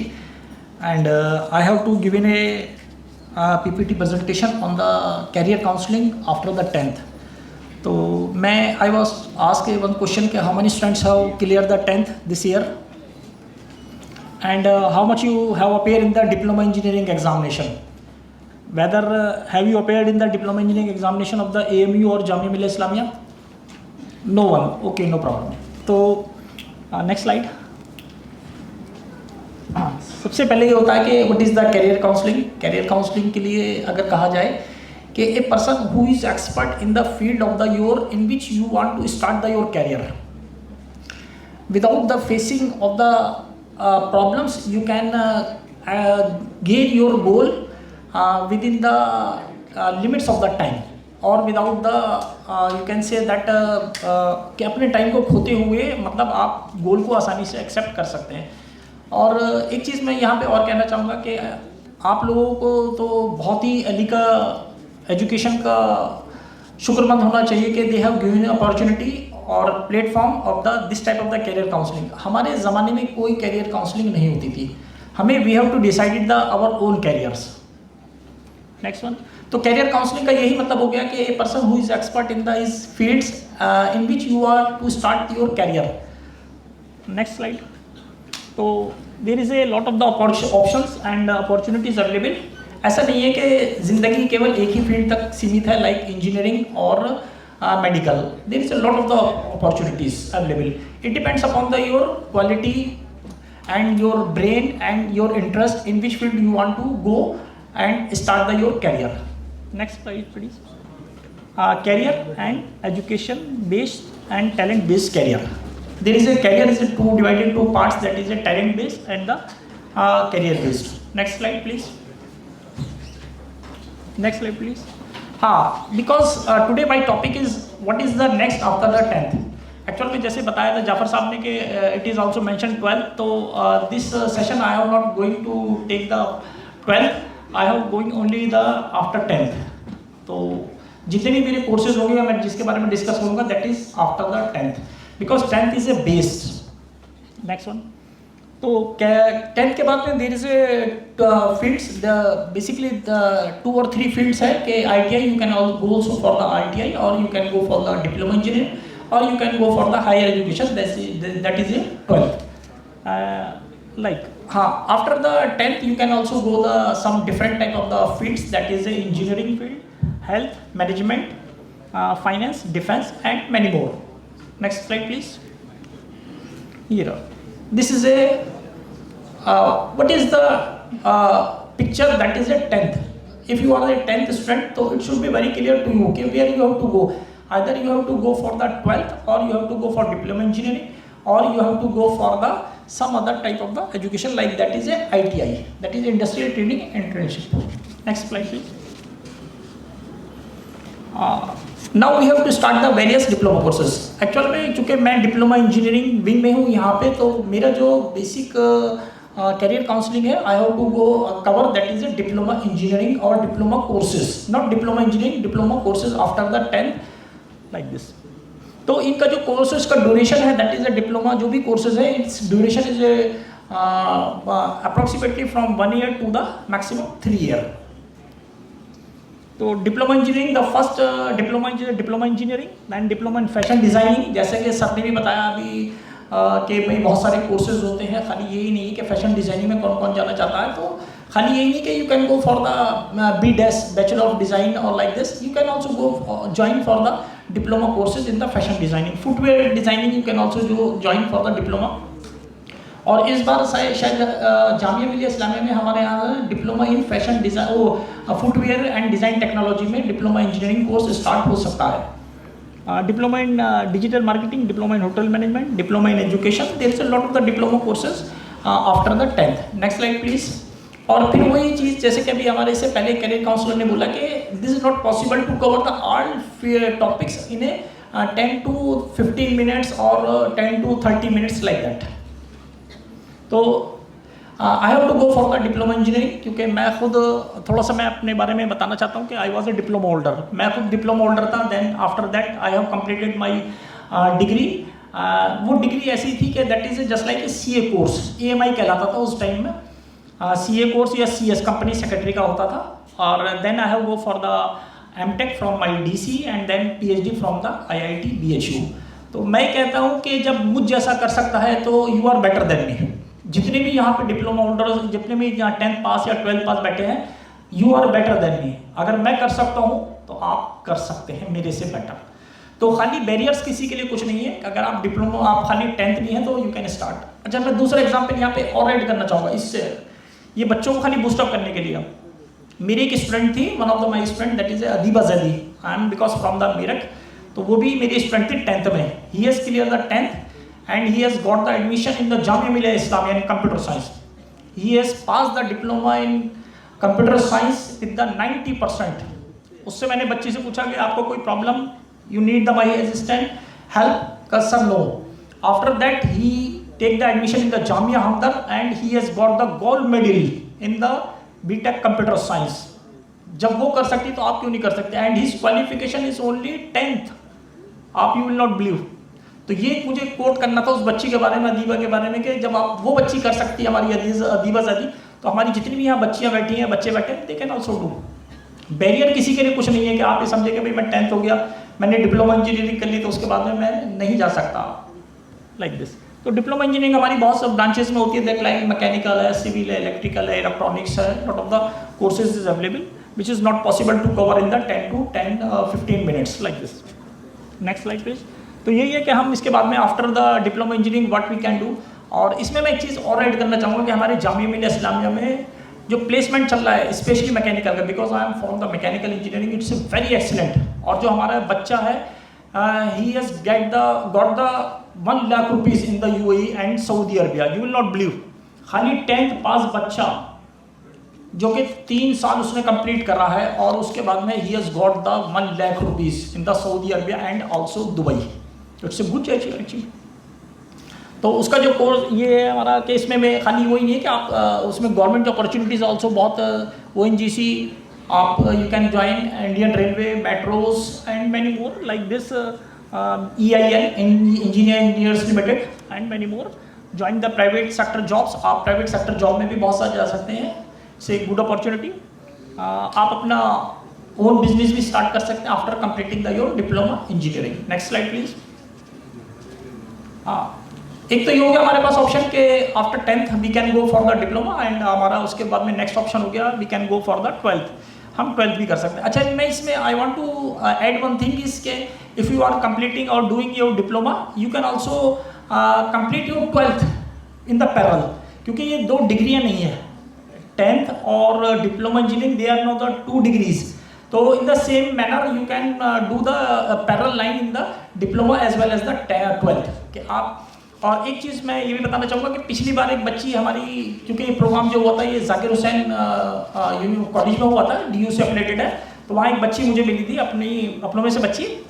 तो फिर जब मैं यहाँ जामिया में आया तो कुछ दिनों बाद में आई, मुझे सलाम करने लगी, सर आप रिजवी सर है? मैंने कहा लेकिन सर मैं वहाँ पे आई थी और आपसे मेरी मुलाकात हुई थी, तो मैंने यहाँ डिप्लोमा एडमिशन लिया। मैं बड़ा खुश हुआ कि मतलब हमारी बच्ची ने मतलब इस काबिल समझा। मैं वहाँ बता के आया था कि मैंने कहा अगर किसी बच्चे ने जामिया का दिया है एडमिशन तो प्लीज़ मिस ना करे, अगर उसका नंबर आ जाए तो वो ज़रूर करे, और अगर कोई भी प्रॉब्लम आती है तो there is a lot of the sources to get the finance और फंड्स एनी हाउ। तो उसके बाद में आप वो उसमें फिर ये बताया कि सर मैं, हाँ यही मैं बताना चाह रहा था कि वो ही इज़ ए 10th और उसके साथ साथ में वो he is pursuing is 12th। शायद वो अमरोहा से बच्ची है, फातिमा जैदी कुछ नाम करके है, मैं इतना नहीं जानता, मगर वो 12th भी कर रही है साथ साथ में। तो ऐसा नहीं है कि आप खाली इसके अलावा डिप्लोमा कर सकते हैं। Next slide please. ITI है, ITI को there is also some courses, you can also pursue the ITI, that is industrial training institute. तो इसके बाद में ये भी कुछ कोर्सेज कराते हैं, लाइक पंप का है, वेल्डिंग का है, फिटर का है, और इसमें भी टेक्सटाइल इंजीनियर का है, बहुत सारा है। तो इसको मैं रेकमेंड थोड़ा सा नहीं करना चाहूँगा, क्योंकि इसके बाद में आप कंपनी में तो लग सकते हैं मगर बहुत अच्छी सैलरी वगैरह आपको नहीं मिलेगी, मगर आप you can go for the diploma engineering. Next slide please.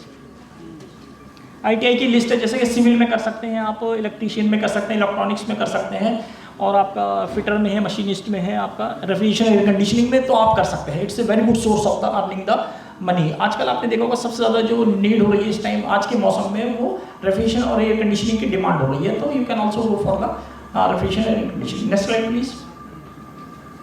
Some diploma courses, जो डिप्लोमा इंजीनियरिंग के बाद में कुछ कोर्सेज हैं, I am not talking about the diploma engineering, I am talking about the some diploma courses, that is interior designing. जैसे कि sir ने बताया कि वो इंटीरियर डिजाइनिंग में कौन कौन बच्चे इंटरेस्टेड है, और स्टेनोग्राफी का course after 10th you can also do. Private secretary practice है, beauty culture and hairdressing का है, लड़कियां हमारी कर सकती हैं 10th के बाद में। गारमेंट टेक्नोलॉजी का है, diploma in dance and music का है, you can also go for this one. Next slide please. Some other courses है, DTP है, कंप्यूटर का टाइपिंग का ये भी कोर्स होता है, PDC है, टैली है, and this is also some short term of the diploma courses. After completing the 10th or 12th you can go for this one and you can get the job. Next slide please. Options available है, that is engineering है, medicine है, arts, science, law, other and chartered accountancy. ये 12th के बाद क्या आ जाता है, थोड़ा सा हमने इसको भी कवर करने की कोशिश करी. एक स्लाइड में. Next slide please. तो ये वही चीज़ है जो मैंने आपको बताया कि क्या इसमें हमारा आ जाता है कि कौन कौन से कोर्सेज होते हैं, कितना ड्यूरेशन होता है, कितना हमारा खर्चा होता है. डिप्लोमा इंजीनियरिंग के लिए जो आप अगर जामिया से करना चाहिए या अलीगढ़ से करना चाहें तो इसकी fees is I think 8,000 rupees per annum है, और प्राइवेट में you can it's a fees is 20,000 rupees. तो within the 1 lakh you can complete the entire your 3 year course. ये जितना भी आपका है डिप्लोमा इंजीनियरिंग का ये 1 लाख के अंडर में आपका कोर्स हो जाएगा if you are go for the through a private institute. अच्छा, मैं यहाँ पे एक चीज़ और ऐड करना चाहूँगा कि ऐसा नहीं है कि हमारा बच्चा if you are not got the admission in the government, आप अगर गवर्नमेंट में एडमिशन नहीं मिला तो don't frustrate, you can go for private वहाँ पे, but you have to prove yourself. आपको अपना वहाँ पे प्रूव करना पड़ेगा and then you can got a very good opportunity. ऐसा नहीं है कि प्राइवेट का बच्चा हमारा कामयाब नहीं है. मैंने देखा प्राइवेट के भी हमारे बच्चे बहुत कामयाब है. इवन प्राइवेट के बच्चे भी they have crack the UPSC exam and they have cracked also UPSC engineering exam and engineering service exam like this. Next slide please. ये भी वही चीज़ है कि कितने कितने आपके खर्चे वगैरह है, कितना आपका ड्यूरेशन है, कितना आपका खर्चा आ जाता है इस तरीके के कोर्सेज. डिज़ाइनिंग का जो आपका थोड़ा कोर्स होता है ये इसमें थोड़ा ज़्यादा खर्चा होता है. Next slide please.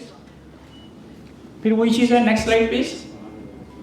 This is the some references and next slide please. Thank you so much for giving you a kind attention regarding the courses. So if you have any query about the diploma engineering or diploma courses, you are most welcome, you can ask me. Just give the mic. If you don't have the questions, we have many questions in our mind. Please ask questions, be interactive. There should not be a one-way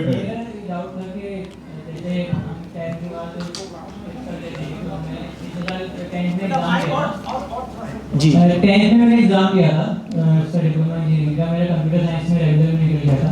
Jamia का बेटा? जी very good. अरे वाह. But मैंने इसलिए admission नहीं लिया कि मुझे कहीं से पता चला था कि डिप्लोमा बीटेक में वो बीटेक करने के लिए जामिया से कंप्यूटर उसका JEE एग्जाम देना कंपलसरी है. हाँ, वो तो कंपलसरी है, मगर आपने क्यों अपॉर्चुनिटी मिस कर दी है? इट्स ए गुड अपॉर्चुनिटी, क्योंकि कंप्यूटर साइंस तो बेटा बहुत अच्छी ब्रांच है. जैसे मैंने बताया अदीबा लड़के का नाम कोट किया, आप भी हो सकता था उस अदीबा से ही जैसे हो सकते हैं. आप भी डिप्लोमा करिए, डिप्लोमा करने के बाद you can get the second year admission. आप 10th में आया था अच्छा, पिछले साल भी आप आए थे? अच्छा, चलिए वेरी गुड. तो मगर मैं यही कहना चाहूँगा कि बेटा आप अगर आ गया था तो आपको ज़रूर लेना चाहिए था एडमिशन. आपने you miss A very good opportunity. तो ऐसा नहीं है, हमारे यहाँ डिप्लोमा रियली वेरी गुड जो हमारा रन करा रहा है जामिया मिल्लिया इस्लामिया का, it's a very good. And और उसकी जो ये है क्या नाम है placement, it's a very good placement. मतलब बहुत अच्छा प्लेसमेंट मिल रहा है, बहुत ही स्टैंडर्ड कंपनीज में मतलब है. तो इसमें फिर मैं आपको वही चीज़ एक बार फिर रिपीट करना चाहता हूँ कि इसमें ऐसा नहीं है कि आप खाली जामिया से लास्ट के भाई जामिया में मैं बीटेक करूँगा. आप यहाँ से डिप्लोमा करने के बाद में you can get the admission anywhere. आप कहीं पर भी एडमिशन ले सकते हैं. यूपी में किसी भी गवर्नमेंट कॉलेज में आप ले सकते हैं. वो तो बहुत आसान एंट्रेंस हो जाएगा उसको, तो और भी आसान एंट्रेंस है. वो कहलाता है लेटरल एंट्री एग्जाम. आप अगर डायरेक्ट एडमिशन लेना चाहते हैं तो आपको फर्स्ट ईयर में मिलेगा. Then you have crack the JEE exam. If you are having a diploma engineering course, then you will be get the second year admission and you have appeared in the some other exam that is known as a lateral entry exam. वो तो बहुत ही आसान exam होता है. तो मैं ये कहना चाहूँगा कि अपने बच्चों से कि इसके बारे में थोड़ा सोचें. और थोड़ा सा हमें भी थोड़ा लगता है कि जब हम वहाँ जाते हैं जामिया में और लिस्ट जब उठा के देखते हैं तो अपना अगर बच्चा नहीं मिलता तो थोड़ा सा कुछ मतलब फील होता है. I feel the pain for myself. I don't know about the others but I feel the some pain के there is no name of the in the list. Any more question? Anyone? Please give the mic. ये form अब आपके निकलेंगे, इसमें फरवरी में निकलेंगे. जनवरी से आप देखना स्टार्ट कर दें. और मेरा नंबर यहाँ पर है, अगर नोट करना चाहें तो 7531026305. At any time you can ask me any question regarding the career counseling. मैं और मेरे बड़े भाई जो हैं वजाहत अली मेरठ से, मैं वो भी कैरियर काउंसलर हैं। आप कभी भी किसी भी टाइम को किसी भी लड़की को प्रॉब्लम हो तो वो करा सकते। जी बेटा। अस्सलाम वालेकुम बेटा।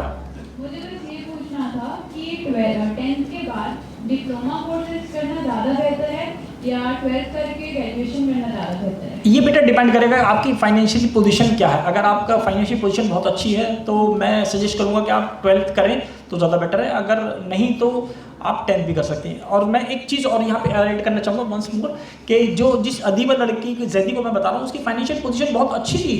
ऐसा नहीं कि मतलब वो मतलब गरीब घर की लड़की थी, वो तो बहुत अच्छी थी, मगर उनके फादर ने, मैंने उनसे कहा क्योंकि वो मेंटर मैं उसी का था लड़की का, तो मैंने उससे कहा बेटे नहीं एडमिशन ले लो, आपको गोल्डन अपॉर्चुनिटी मिली। उसने मेरे कहने से एडमिशन ले लिया और मैं मतलब कितना उससे ज़्यादा लड़की से ज़्यादा मैं खुश हूँ कि मतलब कि वो इज गॉट द मतलब gold medal in the computer science. और जो सेकंड टॉपर है उसका और उसके बीच में 100 नंबर का फ़र्क है बेटा, कि मतलब सेकंड टॉपर जो उसके मुकाबले कहीं एग्जिस्ट नहीं कर रहा है लड़का। तो आप ये डिपेंड करता है थोड़ा सा आपके ऊपर। ठीक है, thank you so much. So, how you people are feeling? इससे पहले भी प्रोफेसर ऐसे रिजवी साहब को आपने सुना, हमको देते हैं बाहर लम्हा पयामे तालीम, अच्छी बातें ही सिखाते हैं हमारे उस्ताद। तो आइए इस सिस्टम को, जो भी आपने सुना कि दौर कितनी तेज़ी से बदल रहा है, बहुत पहले उस दौर के एजुकेशन सिस्टम को देखते हुए अकबर इलाहाबादी ने एक शेर कहा था कि तिफल में बू आए क्या माँ बाप के अफकार की, दूर तो डब्बे का है तालीम है सरकार की। लेकिन आज जैसे एआई का दौर बदला, ऐसे ही एजुकेशन का सिस्टम भी और दौर भी बदल चुका है। आज हमारे पास ऐसे अचीवर्स हैं, ठीक है, जो गवर्नमेंट में अपनी सीट कंपटीशन से निकालने के लिए बेपनाह मेहनत करते हैं और उस मुकाम को हासिल भी करते हैं। हमारे पास एक बच्ची है जिसने इस बार, मैं बहुत ज़ोरदार तालियां चाहूँगा उस बच्ची के लिए, मर्जिया हमारे साथ हैं जिन्होंने नीट क्रैक किया है इस बार 2025 का। आइए सुनते हैं किस तरीके से उन्होंने जो है क्या नाम है इस एग्ज़ाम को निकाला है, और भरपूर जोश के साथ और अपने सारे औसान खोल के उनको सुनिए कि किस तरीके से प्रिपरेशन एक कंपटीशन की जाती है। आपके हवाले मर्जिया।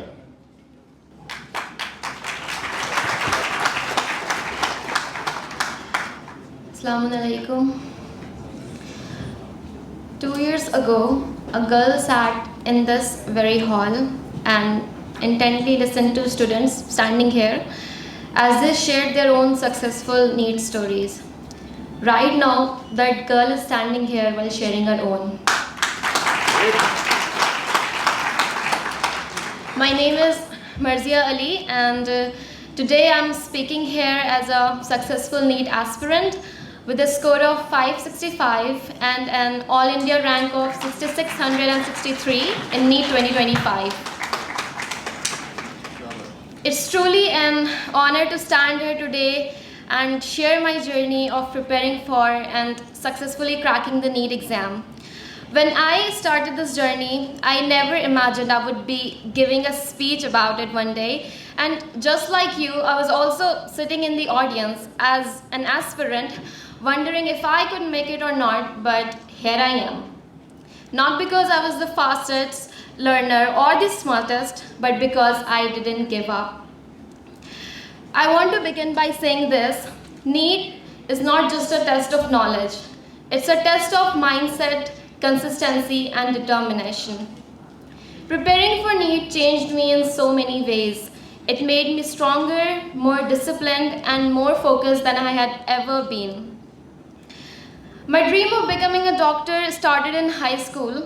It wasn't just about wearing a white coat or having a respectable career. For me, it was about service, about science, and about solving real-life problems, about studying Allah's creation, the human body, and stuff. But having a dream is one thing, and working towards it is another. And NEET became that bridge between the dream and the destination. When I started preparing seriously, I had no idea how competitive it was. lakhs of students across India, all aiming for a few thousand common medical seats, it was very intimidating. But I told myself one thing very early on: if others can do it, why can't it be me? That one thought really kept me going. The first and next slide, please. The first and most important step was building my foundation, and for that I stuck closely to NCERT. Especially for biology, I did not allow myself to take shortcuts. I must have had read each line of NCERT multiple times, underlining key facts, making flowcharts and revising it again and again. Every diagram, every label mattered. For physics and chemistry, I knew understanding concepts was key. I faced struggles, especially in physics. At times, the equations and numericals would completely demotivate me, but I also learned that concept clarity always wins over rote learning. So I mostly focused on understanding and not just memorizing. And once that clicked, I slowly started enjoying problem solving.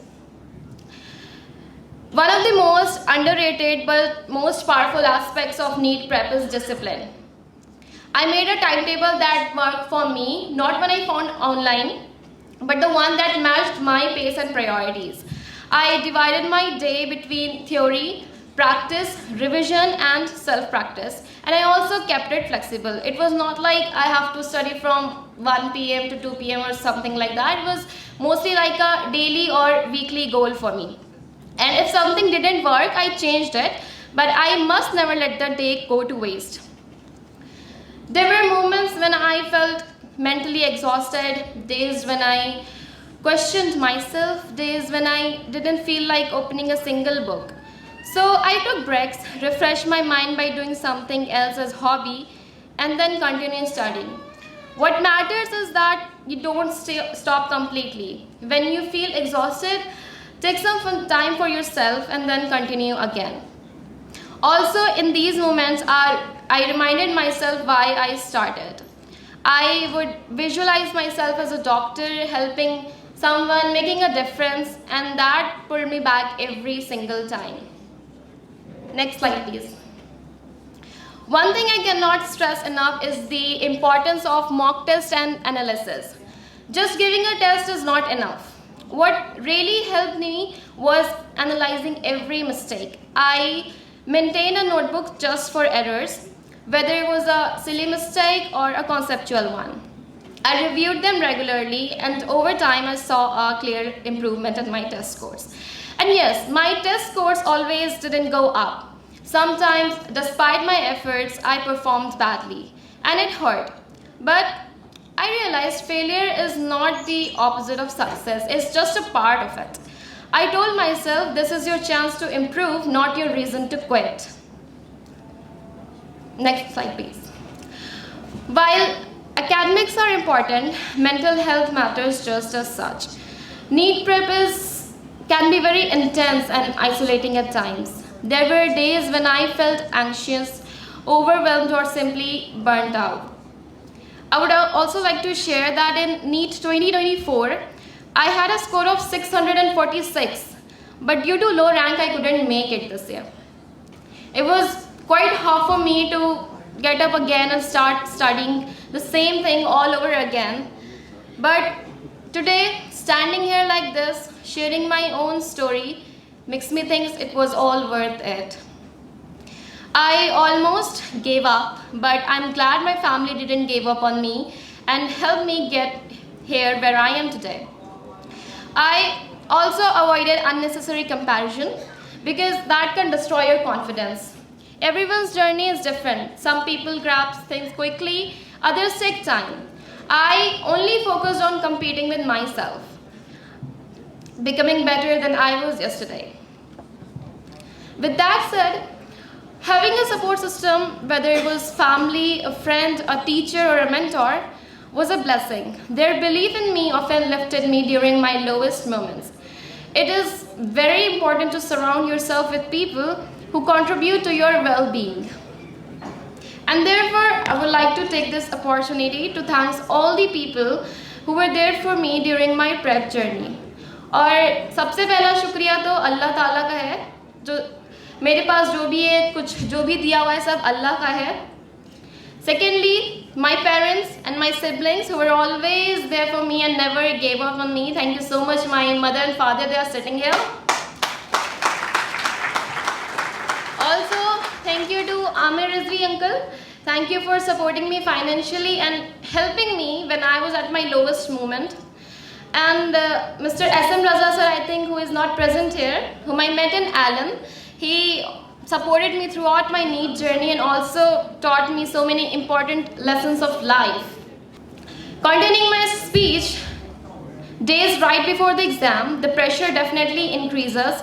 Revision became my focus. I stopped learning new things in the last month and focused on consolidating what I already knew. I revised NCERT again, especially biology. I gave timed practice papers and stimulated the exam environment. I worked on my weak areas without ignoring my strengths. I followed the principle of smart work, focusing on high-yield topics, repeated questions, and efficient revision strategies. Next slide, please. Okay, finally, my message to the aspirants of NEET who are sitting here. Believe in yourself. I know the journey is not easy, but it's not impossible either. Whether you're starting early or you feel like you are behind, just remember that consistency beats intensity. Study every day, even if it's for a few hours. Be honest with yourself. Don't be afraid of failure. Use it. Also, trust the process. Success doesn't come overnight. It's the results of hundreds of silent hours of effort. And most importantly, remember that your self-worth is not defined by a single exam. NEET is important, but your mental health, your values, and your integrity matters such. Do your best and let your effort be your identity. Thank you so much for listening to my journey. I hope it gave you some insights and maybe a little inspiration. If I could do it, so can you. Trust me, I know the feeling of both clearing and not clearing the exam. And clearing the exam, the feeling literally covers for all the damage you have been through. It's called good damage. All the best to every dreamer, and your white coat is definitely waiting for you. Thank you. Question, please. Especially this session, we want more and more questions. Thank you, sir. First of all, congratulations for your marks. Thank you. मैं भी इस साल NEET aspirant रहा हूँ, but due to some reasons मैं इस साल नहीं कर पाया. मैंने लास्ट 2 months में बहुत ज़्यादा एग्जाम्स दिए हैं, मतलब हर वीक लगभग 5 एग्जाम्स दिए हैं, सैटरडे संडे से छोड़ के. तो मैं पूछना चाहता हूँ कि आपने टेस्ट को एनालाइज कैसे करा, क्योंकि मैंने बहुत ज़्यादा इसमें देखा कि मैं एनालाइज नहीं कर पाता टेस्ट को. तो मैं पूछना चाहता हूँ कि आपने टेस्ट को, क्वेश्चंस को एनालाइज कैसे? फर्स्ट ऑफ ऑल, सबसे पहले तो आप अपनी मिस्टेक्स को एनालाइज करेंगे कि आपने कहाँ मिस्टेक की है, किस टॉपिक में आपने मिस्टेक्स की है. और बेसिकली आप जैसे एक पेपर देते हो and then you just note every mistake you did, सारी क्वेश्चंस की, एंड फिर आप उस क्वेश्चंस में से टॉपिक निकालते हो कि किस टॉपिक में आपकी ज़्यादा मिस्टेक हो रही है, and then maybe you focused on that topic more. Because कभी कभी ऐसा होता है कि हम किसी टॉपिक में अच्छे होते हैं and if we make questions of that topic only, हमें लगता है कि हमें सब कुछ आता है, बट उस टॉपिक को छोड़ के आप उस टॉपिक पे फोकस करो जो आपको नहीं आता है, जिस पे आपकी गलतियाँ ज़्यादा होती हैं या फिर सिली मिस्टेक. एंड मैं भी टेस्ट देती थी आपकी तरह ही, लाइक सीरियसली हर दिन एक exam. So I think that might help. Thank you. Okay, here is a question. How to overcome from self-doubt, like standing once again? It's not easy. Standing once again, it's definitely not easy. I have been through it, and इसीलिए that's why I mentioned that having good people around you makes a lot difference. कभी कभी हम खुद से नहीं कर पाते हैं, बट आपके आसपास जो लोग होते हैं, आपके ऊपर उनका अच्छा इन्फ्लुएंस होना चाहिए. वो आपको मदद करें दोबारा उठने में. हम खुद से उठने में बिल्कुल मुश्किल हो सकती है. From self doubt, I think it's mostly because of comparisons. हम एक दूसरे से अपने आप को कंपेयर करते हैं. दैट्स वाई खुद पे सेल्फ डाउट होती है। आई थिंक सिर्फ आपको अपने आप से compete करना चाहिए। आपका लास्ट टेस्ट में जो स्कोर आ रहा है आप उसको बीट करने की कोशिश करिए, आप किसी और से अपने आप को कंपेयर बिल्कुल मत कीजिए। Another question is, can you share some of your strategies for physics and organic chemistry? ये तो हर नीट एस्पिरेंट का मसला है, physics and organic chemistry. Organic chemistry के लिए please refer to NCERT। I have seen students जो NCERT को बिल्कुल भी अहमियत नहीं देते हैं। NCERT सबसे पहली चीज़ है, it's like your Bible for NEET. NCERT ही पढ़नी है ऑर्गेनिक केमिस्ट्री के लिए। और one thing I do is कि लिख लिख के याद करना। सम पीपल जस्ट रीड और turn pages while they are saying it. लिख लिख के पढ़िए, बार बार लिखिए, हर रिएक्शंस को बार बार लिखिए, नेम रिएक्शंस को अलग से उसकी नोटबुक बनाइए, उसको हर दिन पढ़िए। मैं कोचिंग जाती थी सुबह 7:30 बजे, मुझे कोचिंग पहुंचने में 1 घंटा लगता था और मैं मेट्रोस जाती थी। So using my commute time मैं अपनी नोटबुक सिर्फ एक एरर्स के लिए मेंटेन करती थी, और जो भी मुझे फार्मूलाज नहीं याद हो रहे हैं उस कम्यूट टाइम में वो that time I use to revise my errors and all the things that I just cannot remember no matter how hard I try. तो अगर बहुत ही हार्ड लग रहा है, नहीं हो पा रहा है, तो बार बार देखिए, हर दिन उसको खोलिए, हर दिन पढ़िए, याद मत करिए, but if you read it every day, दिमाग में कहीं ना कहीं वो रह जाती है और जब आप क्वेश्चन देखते हो तो it definitely comes. For physics I think formula बिल्कुल मत रटिए, NCERT के क्वेश्चंस बनाइए, उसके लेवल्स काफ़ी अच्छे रहते हैं। और फिज़िक्स में बस इट्स लाइक क्वेश्चन काफ़ी प्रैक्टिस करिए, टॉपिक पढ़ने से ज़्यादा। आई थिंक थ्योरी पे इतना ध्यान मत दीजिए, थ्योरी 1-2 घंटा पढ़िए, बाकी मोस्टली टाइम फिज़िक्स में आपको क्वेश्चंस ही प्रैक्टिस करने हैं। थैंक यू जी। One question. Yeah. First of all, congratulations. Thank you. My question is, when I did my engineering around 20-25 years ago, so उस time पे people who were appearing for engineering, either they were appearing for engineering or they were appearing for IIT. So there was a clear differentiation. जो IIT की preparation करते थे वही IIT में जाते थे, जो इंजीनियरिंग की प्रिपरेशन करते थे वो IIT में नहीं थे, although end result दोनों में इंजीनियरिंग। So now जब आपने नीट क्वालिफाई किया, were you trying to appear for any competitive exam या आप शुरू से फोकस थे मुझे यही कॉम्पीट करना है और यही? No, I was not like clearly determined from the start. बाकी बच्चों के भी तरह मुझे भी कंफ्यूजन थी कि मुझे क्या करना है। Also I was a PCMB student, तो मैंने JEE मेंस भी दिया है और नीट भी दिया है। JEE मेंस मैंने इस साल भी दिया था, I got 97 percentile in that. So it was like मैंने PCMB इसलिए लिया था because I was not clearly determined कि मुझे क्या करना है। सो आई ट्राइड बोथ कि मैं किस में ज़्यादा अच्छा परफॉर्म कर सकती हूँ, किस में नहीं कर सकती हूँ। मैंने दोनों दिया एंड एग्ज़ाम देने के बाद it like came to me कि I think I should go with NEET. So it was not like already determined. I think it just came with experience of giving exams and all. Thank you. बेटा एक question मुझे पता करना था जी। What is your opinion about the dummy those who are appearing in the 12th class for the NEET preparation? जरा उनको clear करें क्योंकि बच्चों को थोड़ा कंफ्यूजन है डमी के लिए। अच्छा, जो डमी स्कूल लेते हैं, स्कूल के साथ भी प्रिपरेशन बहुत अच्छे से हो जाती है। कुछ बच्चे ऐसा सोचते हैं कि अगर वो डमी स्कूल नहीं लेंगे so they can't really prepare for it. ऐसे कोई बात नहीं है। You can definitely manage school and coaching together and preparing for entrance exam. सब कुछ वही सिलेबस रहता है, just you have to do a little bit extra from yourself. और ऐसा इट्स नॉट लाइक कन्फर्म कि अगर आप डमी स्कूल करते हो तो आपका हो ही जाएगा। You might perform bad in both और good in both. So it's I think it depends on your choice, but ऐसा कुछ है नहीं। मर्जिया, मेरा सवाल है जी सर, मैं का रोड पे सवाल पूछता हूँ।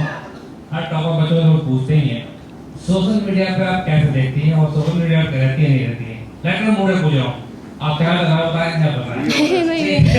इंस्टाग्राम और व्हाट्सएप पे बच्चे आपने आप को करके मेरी बेटी का जी वेरी गुड तो उस पे रहना है नहीं रहना है, रहना चाहिए किधर रहना चाहिए, कैसे करते हो? आप कैसे करते हैं, आप बताइए अपने बारे में। अपने बारे में बताऊं तो सोशल मीडिया मैंने आज तक डिलीट नहीं किया था। I am being very honest, social media मेरा अभी तक है, और जब से मैंने स्टार्ट भी किया था preparing, I have always used it because I don't have such thing as like hobby, और ऐसा कुछ ऐसा था नहीं मेरे पास। सो यही एक मेरा जरिया था कि जब मेरा लाइक बहुत ज़्यादा हो जाता था पढ़ते पढ़ते, तो I used to go to social media and enjoy there for like, but it was because I had self control. ऐसा नहीं है कि मैं स्क्रॉल करने बैठी तो मैं स्क्रॉल ही करती रह गई।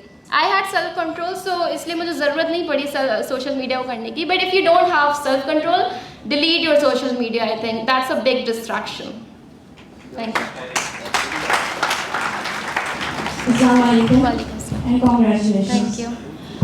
इस साल ही मैंने 10 दिया है और PW से मैं अभी नीट की प्रिपरेशन कर रही हूँ, मगर CBSE ने इस साल डमी को बंद कर दिया है। तो कैसे प्रिपरेशन करूँगी, क्योंकि मैं स्कूल से 3 बजे करीब आती हूँ और फिर 4 बजे फिर मेरी क्लास स्टार्ट हो जाती है। तो किस तरह से, और आपने कोचिंग ली और कितने साल के पेपर सॉल्व करने चाहिए, एक बार प्लीज़ ये बता दीजिए। जब मैं स्कूल में थी, मैंने जामिया गर्ल्स सीनियर सेकेंडरी से स्कूलिंग किया है। मेरा इवनिंग शिफ्ट था। सो कोचिंग मेरी रहती थी सुबह 9 बजे से 1 बजे तक, और फिर 1 बजे से शाम 7 बजे तक स्कूल रहता था। सो जो भी मेरे पास सेल्फ स्टडी का टाइम रहता था वो मैं रात को करती थी, ठीक है। I think you have to निकालना पड़ेगा टाइम आपको सेल्फ स्टडी के लिए, बिकॉज आप कोचिंग पे और स्कूल पे तो आप बिल्कुल डिपेंड नहीं रह सकते 100%। वो सिर्फ आपका 2% कंट्रीब्यूट करते हैं, 98% is from your self study I think. और बाकी प्रीवियस ईयर पेपर्स तो I think 10 years is enough, but आप लोग ने भी देखा होगा कि इस साल का पेपर बिल्कुल भी सिमिलर नहीं था किसी भी प्रीवियस ईयर पेपर से। It was very tough and it was like touching JEE advance level. तो अब आप प्रिडिक्ट नहीं कर सकते कि अगला साल कैसे पेपर आएगा, बट प्रिपरेशन के लिए PYQs is definitely important. I think maximum 10 to 15 years PYQs आपको डेफिनेटली करने हैं। बाकी कोचिंग मॉड्यूल्स सारी करनी है पूरी, और PYQs में आप JEE मेंस के, अगर आप नीट कर रहे हो तो आप JEE मेंस के PYQs भी करो, physics and chemistry, because level तो उसके सेम ही जा रहा है नीट का भी। आप थैंक यू।